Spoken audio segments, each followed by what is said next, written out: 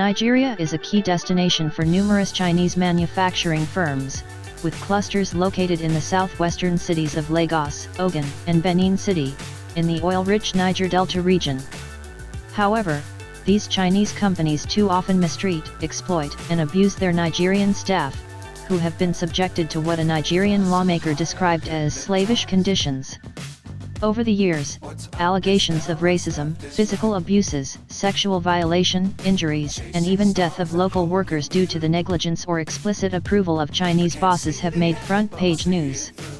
There have been few repercussions for these alleged acts. The Global Voices Civic Media Observatory research on China's Belt and Road Initiative identified two major categories of infractions by Chinese companies in Nigeria: industrial accidents caused by lack of safety standards, and forced labor. These stories and allegations, shared in Nigerian newspapers and on social media by reporters, witnesses, and others, together build a narrative that paints Chinese factory owners and businesspeople in Nigeria as abusive and indifferent to the health and rights of their employees. While not every allegation has been proven, together they degrade the image of China in Nigeria as a fair employer and benevolent partner. George Ofosu and David Sarpong, scholars from Justus-Liebig-Universität Gießen, Germany, and Brunel University London, United Kingdom, in their qualitative analysis of existing peer-reviewed Chinese labor-focused literature on Africa, assert that Chinese firms' labor practices engender abuse via casualisation of labor, low remuneration, and a general lack of adherence to occupational safety. The silence of Nigeria's federal government in response to these alleged infractions by Chinese business owners of the country's labor laws and international labor covenants points to the asymmetrical relationship between the two countries. This is a case of one of the workers caught in the web who resorted to self-help and attempted kidnap of his Chinese boss. Because we don't have choice, we still managing with him till July, August, 2nd August. We said that he should pay us our salary. And then it was like, because he did not pay us, the elder brother, not the main man, the elder brother, we told him that if he did not pay us the salary, pay us the amount, the 2 days and some 15 days that we've been discussing, like asking him to pay us, but he did not pay us 15 days. I already have him in my mind. When he pursued us, and I have nothing, I started thinking some kind of negative thought, and all this frustration, all this kind of stuff. So that was when I just said, let me do what, let me, since he's the one that put me in the frustration, let me just do, like, putting, like, just make him pay for it, you understand? That was when I started looking for guys. We went there with 2 guns, soccer mate. One wasn't working, the other one was working. Understand? The other one has one bullet like that, called grenade, something like that, or grenade or cartridge, something like that. So when we went there around 7 o'clock in the evening, and we waited for the man. But before waiting for the man, I jumped through barbed wire to the man's compound and bust the security man's door, to them pointing that gun to open the door. When he opened his own door, he opened the gate for those niggas to come in. The man just drove in, so I asked those 2 niggas to go and to catch up with the man before the man will notice what is happening in the compound. So they went there. So when I was with that Ayola pointing him on, I discovered that those niggas, they were like, maybe, like, you understand now, they were taking it easy with the man. So I just left. I left that Ayola and the gear. I went there. So I started shouting, say, why did they do this kind of thing now? Why did they do like this? When the man picked us, he pursued the man, but me, I was just standing, just like, I was pissed off, so I was just stand looking, just shaking my head. He noticed there were police at the front, so from there, they started running to area 1 to maybe get car. They didn't even know I was still there, you understand? So back on my house, when I heard police knocking the door, and like, where is Zaka in my compound? So I escaped to one of my friend's house. I was there. that place wasn't safe for me. Like to me, it wasn't safe for me. So I left that place to one village to Massacre, the place I was staying, but not my very house. Went to one of my friends' house, but I didn't explain anything to them. You understand? I was there before I met two guys. This, Abdul Saddam, and this guy Obina Sunday. So I met them and be quiet, like I'm always quiet. So they just like the way I do, so they say that I should follow them to their house. That's how I started staying with them. I was at home when they came to arrest me.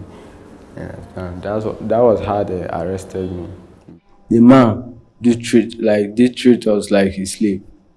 There are some workers that if they will say the truth, then bring it now. If they will say the truth, exactly what I'm saying, they will say it. But because there is no work now, if they can't talk the truth now, who will give them food chop tomorrow if they pursue them from the man up? So that's it. The man treated us like a slave. And it's true. If you are in Nigeria, you go to Chinese, they will treat you like slave. Come to our country, treat us like slave. Because we have nothing to say, nobody to fight for us. What was on my mind then is to just make him pay. Understand? Only thing that was on my mind, make him pay, make him pay. I don't care what will happen to me, all this kind of stuff. Then I was only thinking, make him pay, make him pay.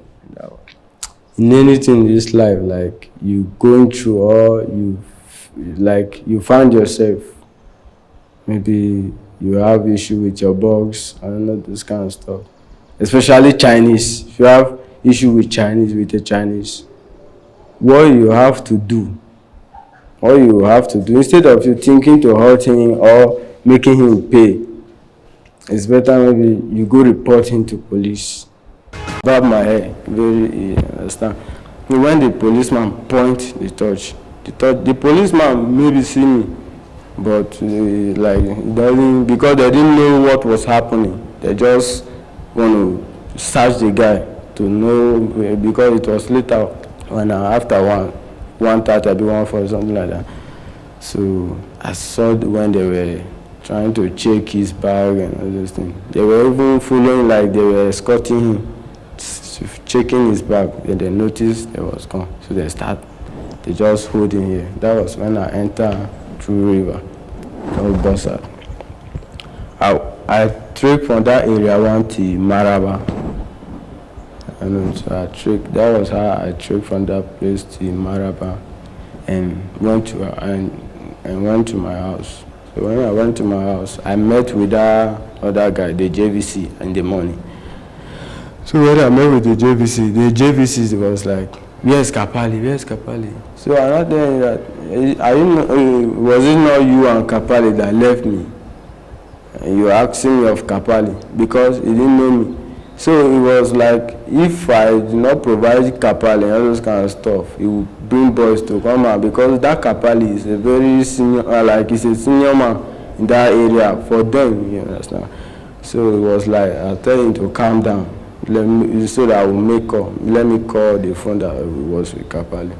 So, but I know police have already, but I don't want to let him know that at that point. Me and that JVC, we went to Kapali's house to meet that Yaro, the one that left us. So we discussed together. So that was when I opened my mouth and said, Kapali don't enter and the police don't carry him. So they were like, nah lie. Say Kapali that we know everywhere for Abuja, why police won't take a chance. Say nah lie. So they didn't believe. I was sitting at my house and something said that I should just leave house. I went inside my room, took some things. I was just going like this. I noticed that police just burst my door. We were like, where's Zaka? So that was how I left that place. Left, run until they caught me. Where did they catch you? The same massacre. So, you go back and you tell me, like, who is Kampali to you? How did you meet him? Okay. Kapali is my neighbor. Like, see my house, see his own house from, and we are the same tribe. The same tribe. A Doma by tribe. He said.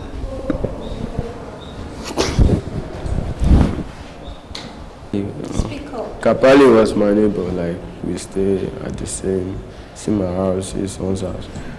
So we were together. There is a joint at my front of my house. The guy, the barman is called Yusuf.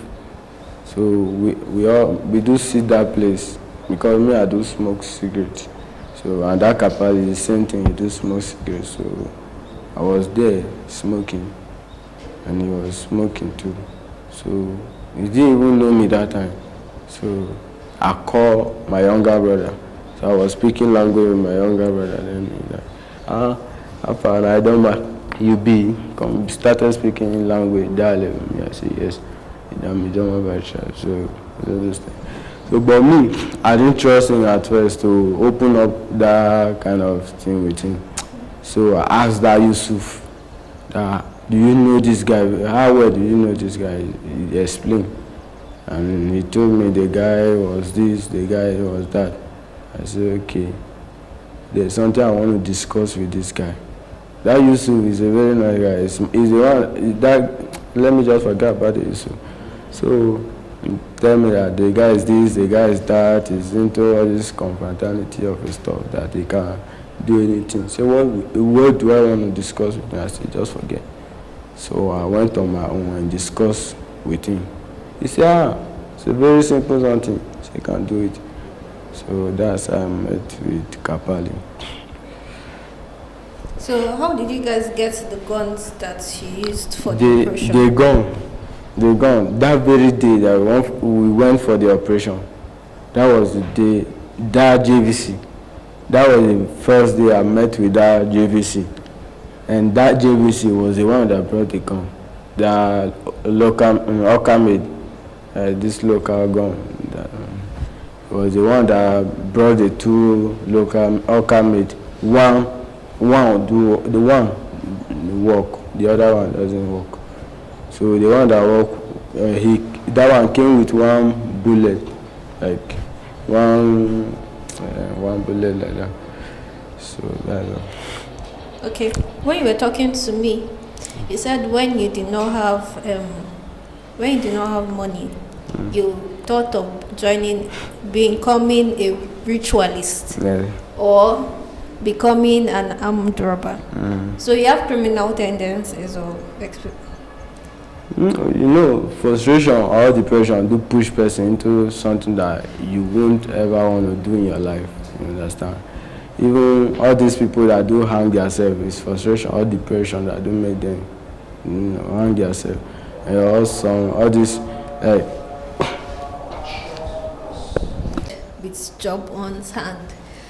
You just thought of to get money fast, to get rich quickly. You wouldn't mind doing ritual or joining armed robbery. So you're telling me like all of that's your conscience. Look at me and speak up. Sometimes frustration or depression do make person think otherwise or think negative. It can even make you do what you never wish to do in your life. You understand? Or maybe when you've done the thing or you finish doing what you did, then you're like, I not do this thing. You understand? That's what we call that. So that's just the thing. Some people are like as I just said, some people that do hang themselves or they hang themselves. People that didn't hang themselves, it's not that they want to die, but because of frustration, all those kind of stuff, they will just hang they will just go like, if I die, say better pass this life where they live. You understand? And because of this very thing that happened to me, or because of this very thing that so because of this thing that happens to me, that I did, me as I'm here, I'm regretting it.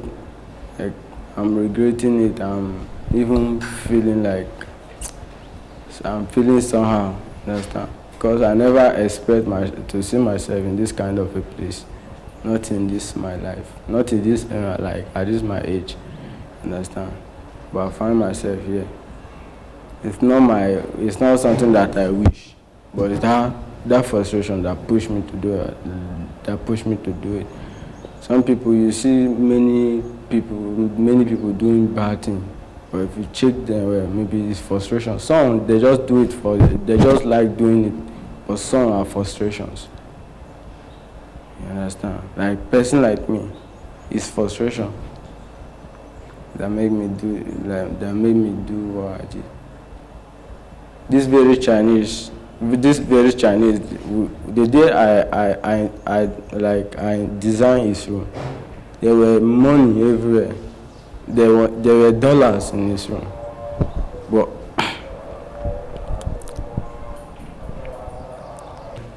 You were saying the day you resigned. okay, resign. You said the day you said went to meet him that you were not working again now. You were telling me. Just now. Eh? Just now. Are you not the one that said the day that you went to resign there was money everywhere, but before the prayers now caught up? You said there was dollars everywhere. No, I said the day I went to design his room. Okay. There was a day I went to design his room. Make design for his room. There were dollars everywhere, but I never have that mind to say let me take one bond or just pack the money around. You understand? So it was frustration that made me did what I do what I did. I mean, understand? That's why I'm trying to learn that I didn't do it because I was brought up that way or I feel like doing it, but I did it because of frustration. I was frustrated, and only thing that was on my mind then is to make him pay. You understand? That was it. The last question I'll ask you, when you were telling me like everything that happened, you said that you did not really care if the man sees your face or not, that you even wanted him to see your face while you make him lose everything he has because he owed you salary for 17 days. You said 15 days and 2 extra days, which is 17 days. There are some people that their salaries have been owed for like 6 months and stuff. They don't think of even doing half of what you did. So maybe the man has done something else to you because you've worked with him for like 3 years. You said since 2021. Yeah, 2021 December. And the only salary he has owed you is the one for the 15 days. But because of that 15 days, you wanted to kidnap him, get ransom, and make him lose everything he has. There has to be maybe has he done something else to you before, or it cannot just be because of that 17 days. You just want to make this man lose everything. You don't even care. You want him to see your face as you torture him and do whatever you want to do to him. Yes, as I said at first, I say that the man did treat us like his slave. There are some workers that if they will say the truth, then bring it now. If they will say the truth, exactly what I'm saying, they will say it. But because there is no work now, if they can't talk the truth now, who will give them food chop tomorrow if they pursue them from the man up? So that's it. The man treated us like a slave. He doesn't want to know who you are. You understand? He doesn't want to know your condition, your health condition. If you're having any problem, he doesn't want to know that one. And this work I'm telling you, it's not the way you think taking it to. Sometimes we work 2 months, there won't be work again for complete 3 months, sometimes 4 months before we see work. Not that we're working every day, you understand? And if you don't work a day, there won't be money.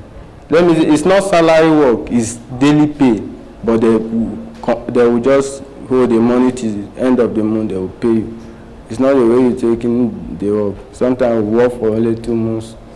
Sometimes we work for how many years? I can count months that I work. How many years that you just say, but the month I work is not up to 10. I don't, maybe 7. Understand? That's how we work. It's contract work. It's not work that we do every day. No. Sometimes we just work 1 month, we rest for 3 months. Then we work 2 months, we rest for 3 months. That's how it is. So the way the man treated us, the way he treated us, like turn me, not only me, all of us to slave, but I will not talk about those people. But me and my younger brother, the way he treated us, turn us to slave and just make us feel like we are not in our country. In this, there was a question I asked him that the day he paid us. I asked him that can Nigerian man do this in your country? If Nigerian man should try this in your country, they will behead him. So he asked me, he now replied me that, do I want to behead him? You understand? So, and it's true. If you are in Nigeria, you go to Chinese, they will treat you like slave. Come to our country, treat us like slave. Because we have nothing to say, nobody to fight for us. Understand? You can even, let me know. No, talk, I'm listening to you. See, police are good.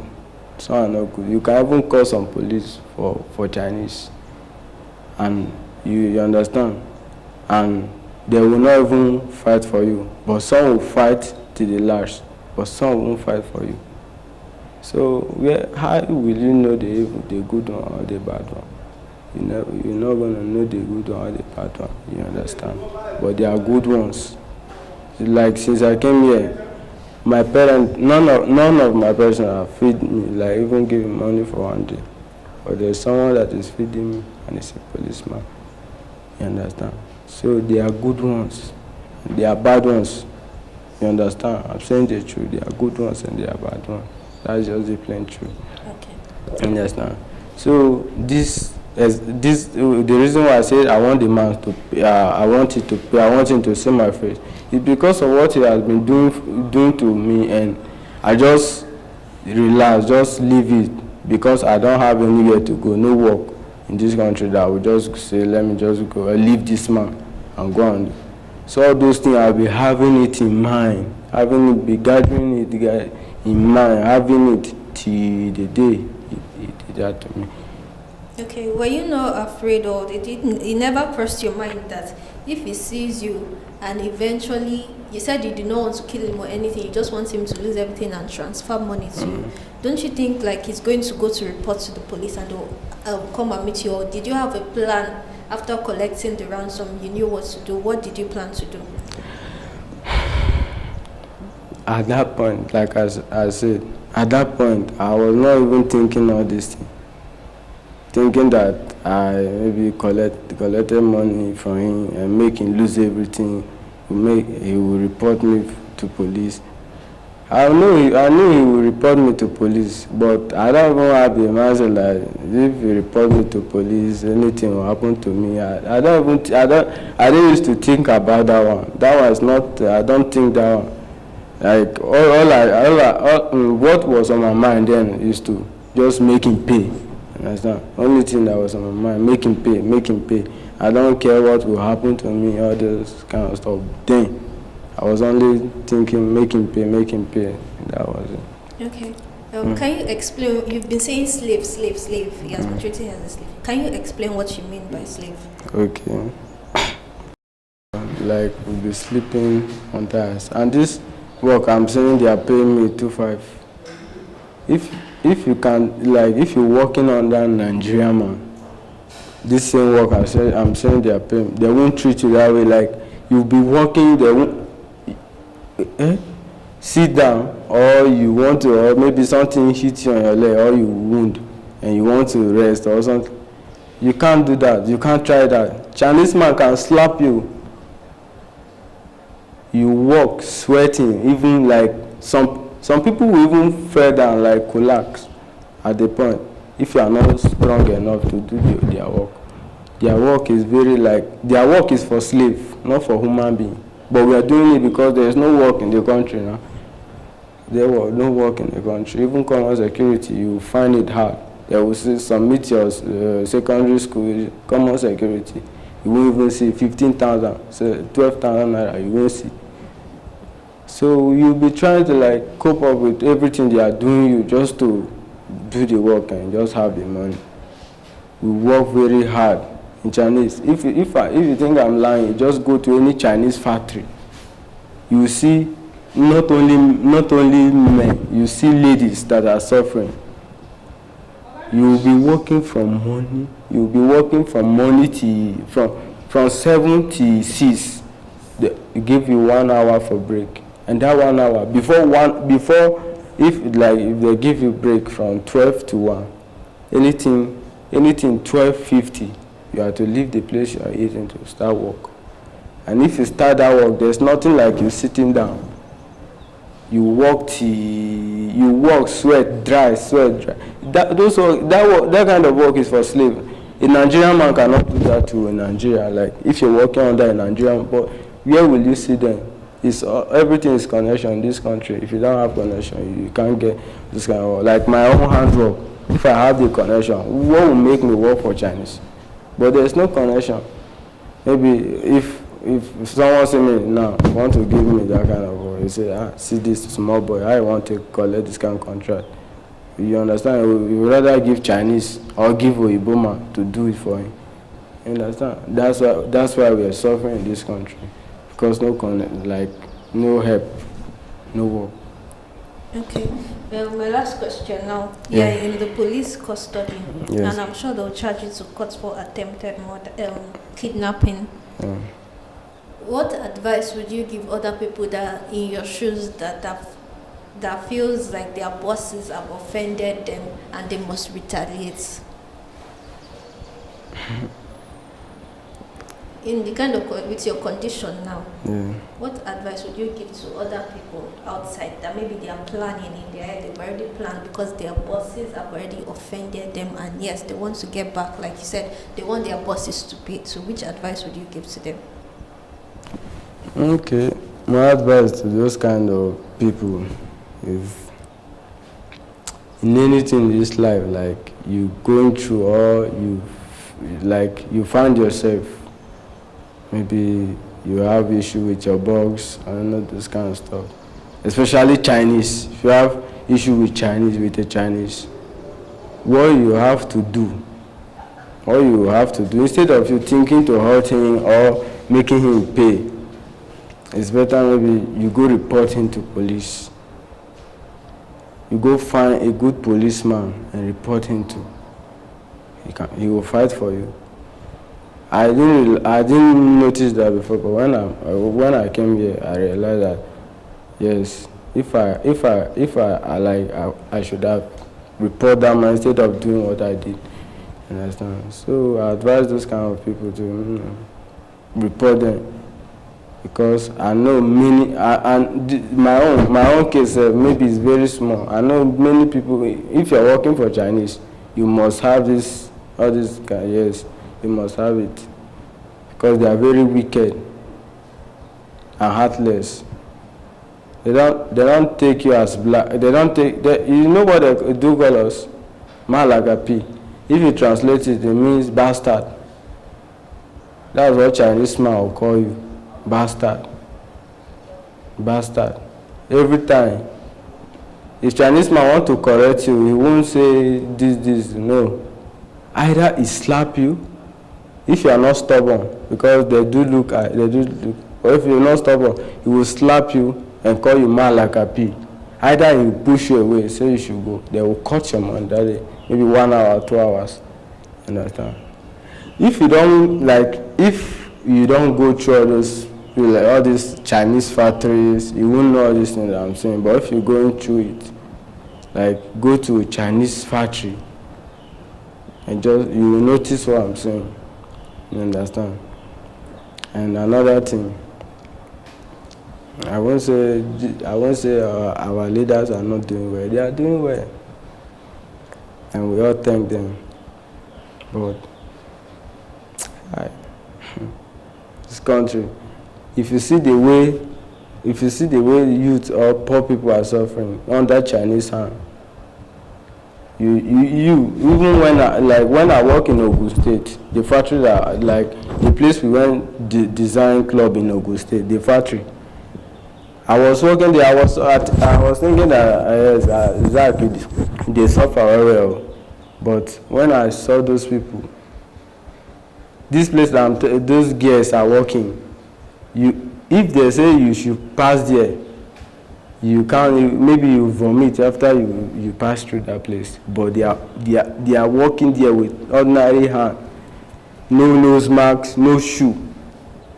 No Chinese man will come there, no Chinese woman will come there. They will work from morning till 7 before they will go. Another people start from 7 till 9.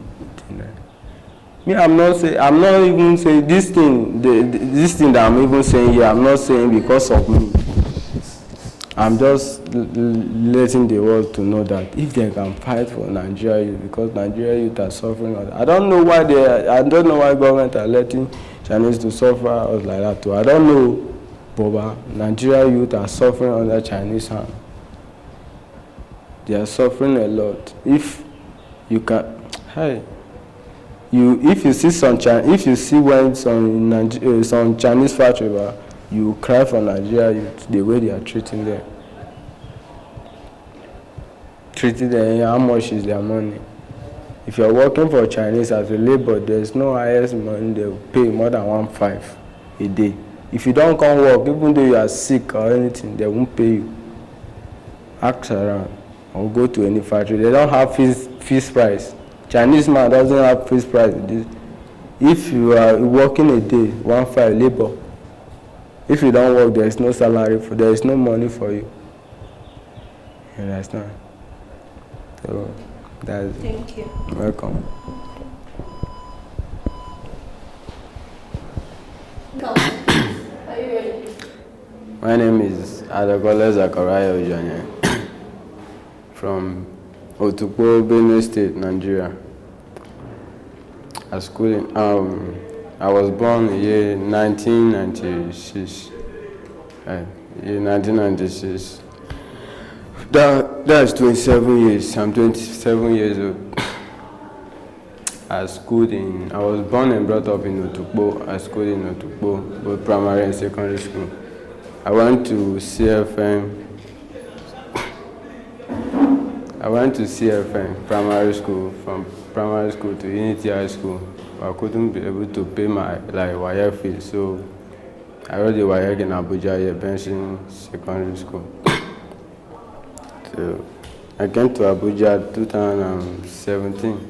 Came to Abuja 15 April 2017. So then I started managing with my brother before I started security work in Lugbe. Maybe I didn't say it the other day. So I started security work in Lugbe. From there, I wrote my WAEC. I was 219. Then after then, those why I was learning some other like aluminium window and understand. So from there, the year 290, 221, something like that. Started working with Igu Construction Company, but before then I worked in National Assembly Quarters, Legislative Quarters, Sapo.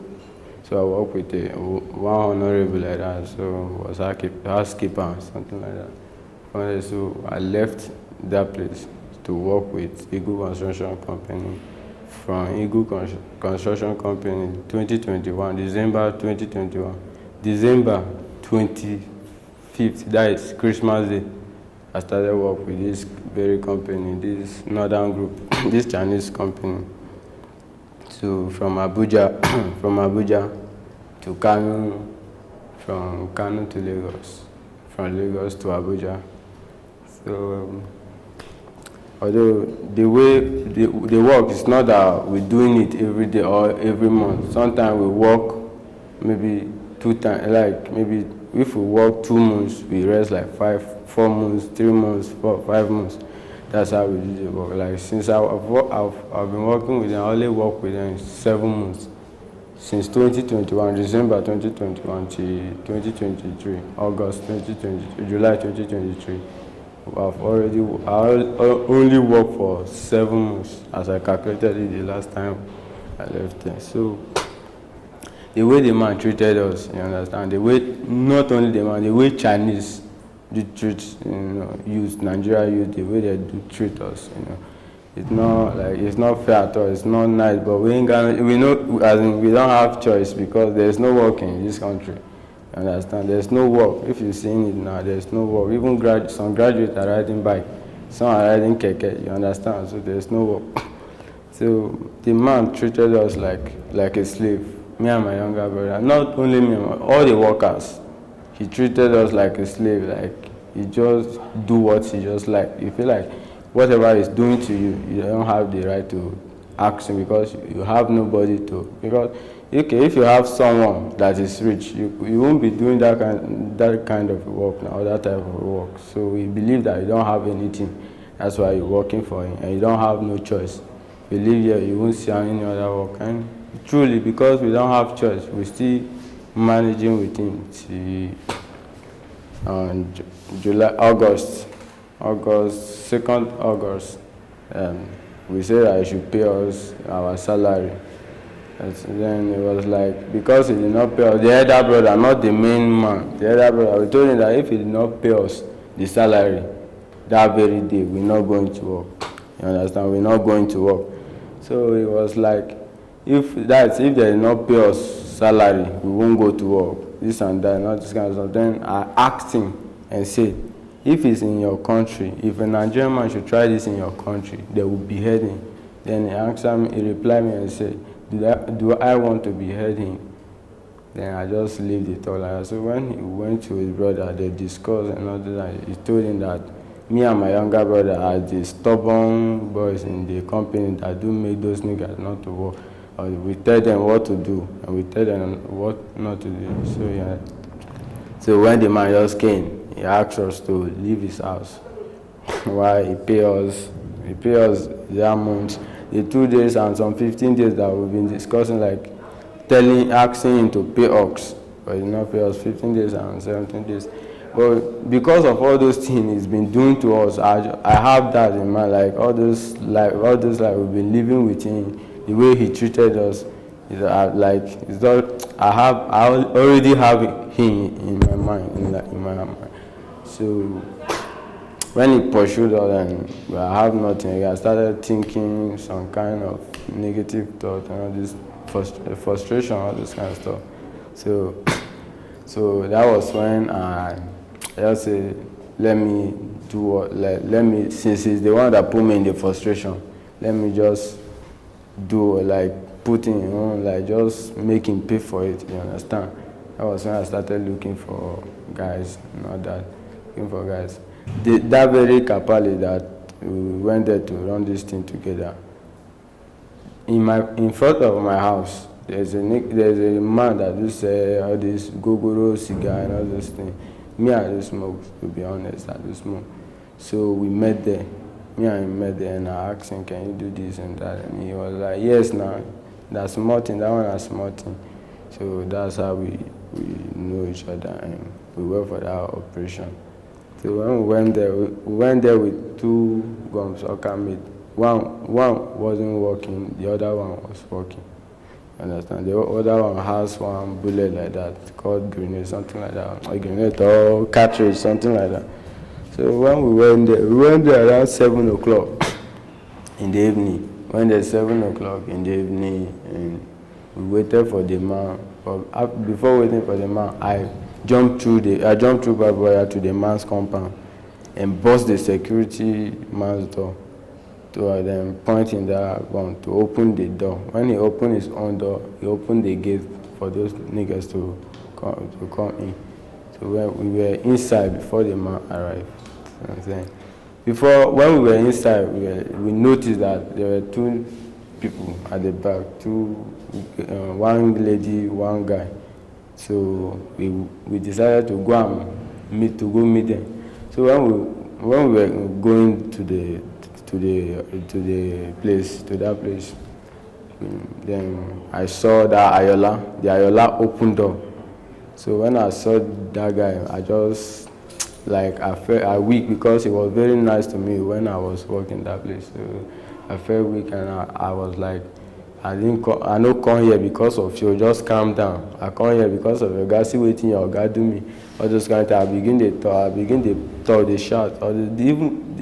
Like I was shouting, sef. I was even shouting because of annoyance before the man came. When the man came, I noticed that the man just drove in. So I asked those two niggas to go and to catch up with the man before the man will notice what is happening in the compound. So they went there. So when I was with that Ayola pointing him on, I discovered that those niggas, they were like, maybe, like, you understand now, they were taking it easy with the man. So I just left that Ayola and the girl. I went there. So I started shouting, say, why did they do this kind of thing now? Why did they do like this? You can't they say, master, now your master, this and that. I started shouting. So me, and the man was calling my name, Zaka, Zaka. He was like shouting, I was saying Zaka, Zaka, so I was trying to hold his mouth, was pushing him. Then that Kapali started holding me, said that Zach, don't do anything, started like holding me, saving the man from myself, like, said I should not do anything. That was when the man picked race. When the man picked race, he pursued the man, but me, I was just standing, just like I was pissed off, so I was just looking, just shaking my head. So after that, he noticed there were police at the front. So from there, they started running to area 1 to maybe get car go. They didn't even know I was still there. You understand? So when I saw them running towards that area 1 side, so I came out of the gate and saw them. Me, I noticed there were police at that front, so I was calling their name. That very night, we gave each other name, Abobi. So maybe they were not used to the name. So when I was calling them Abobi, they did not even answer me. They were still running.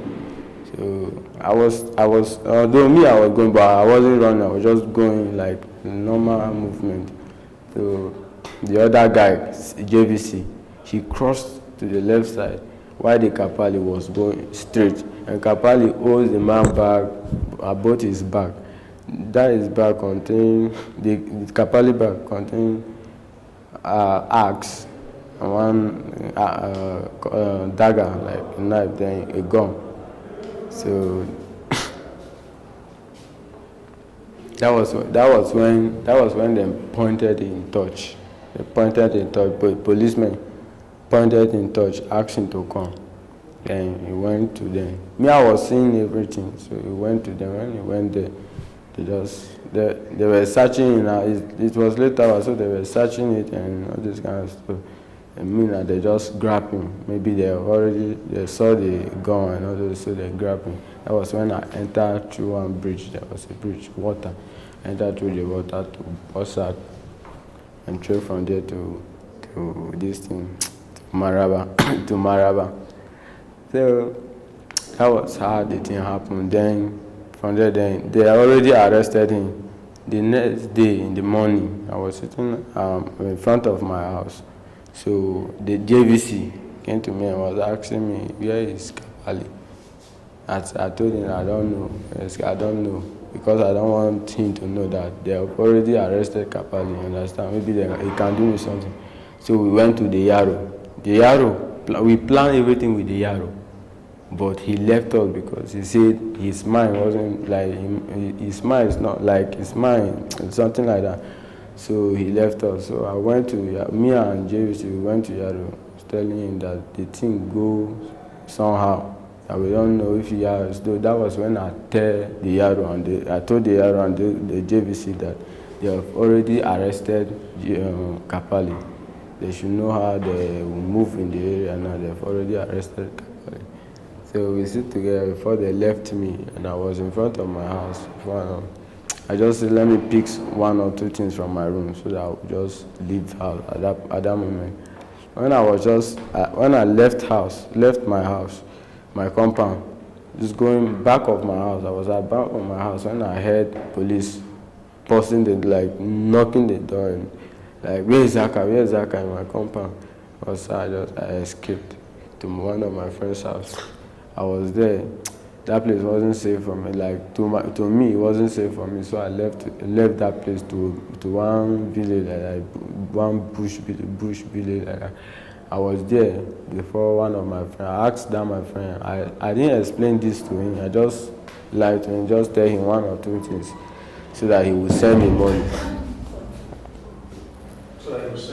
So I like to tell my friend just for him to send me money so I can leave that place at that, like the environment at that moment. So when I explained everything to him about my, because I have a girlfriend that is she's pregnant for me, so I explained everything to him.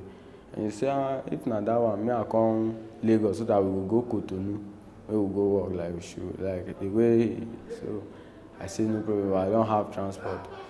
So I don't have transport.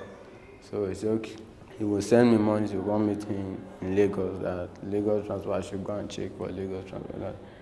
So I asked, and it was 19,000 from that side to Lagos. So he sent me 22,000, something like that. So when he sent the money, my mind that time, my mind just changed that if I leave that guy, that Saint Kapali in that place, I was the reason for everything. I'm the reason for everything that is happening. I was the one that met him and said, if you do this thing, so you understand. So I was feeling that guy. I have that that conscience was just judging me and all this kind of stuff. I said I won't leave. I just used the money. I traveled to Kefi. Just stayed there 2 days, 3 days. Then I went back to Masaka, the place I was staying, but not my very house. Went to one of my friend's house, but I didn't explain anything to them. You understand? I was there before I met two guys. This Abdul Saddam, and this guy Obina Sunday. So I met them, and the way they always see me, I always be quiet, like I'm always quiet. So they just like the way I do. So they say that I should follow them to their house. That's how I started staying with them. She then track my dad in village, tracking, then track those my friends. I was at home when they came to arrest me. Yeah, and that was how they arrested me and brought me in.